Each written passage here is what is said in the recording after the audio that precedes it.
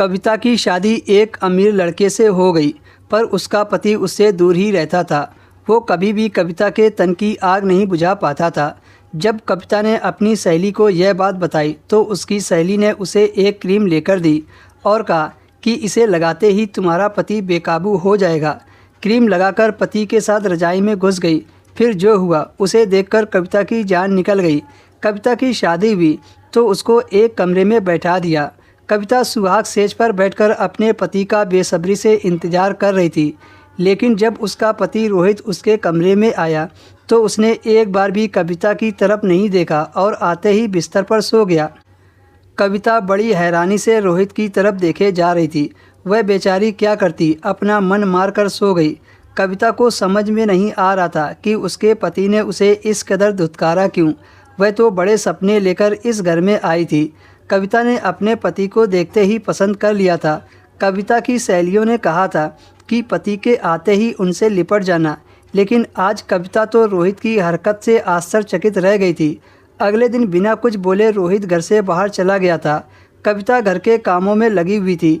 शाम को कविता की सहेली उसके घर आई और पहली रात के बारे में पूछने लगी।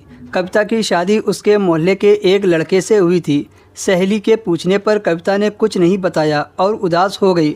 उसकी सहेली ने उसकी तरफ देखा और कहा, क्या हुआ कविता, तुम इतनी उदास क्यों हो?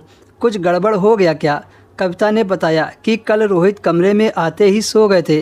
ना ही मुझसे कोई बात की और ना ही मेरी तरफ देखा। सहेली ने कहा, कविता तुम घबराओ मत, शायद तुम्हारा पति शर्मा रहा है और ये भी हो सकता है कि शादी की थकावट से शायद कल जल्दी सो गए होंगे। ये ज़रूरी नहीं कि पहली रात को ही पति पत्नी में रिश्ता बने।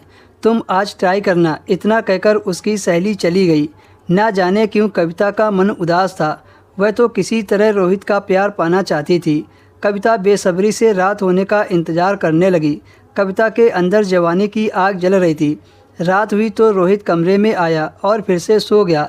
रोहित कविता के साथ ऐसे व्यवहार कर रहा था जैसे वह कोई पराई औरत हो।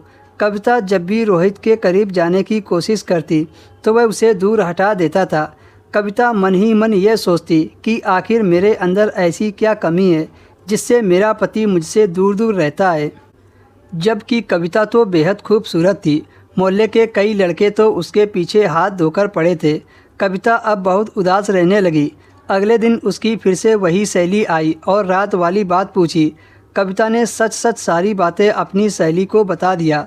सहेली ने कहा, तुम घबराओ मत, मेरे पास इसका इलाज है।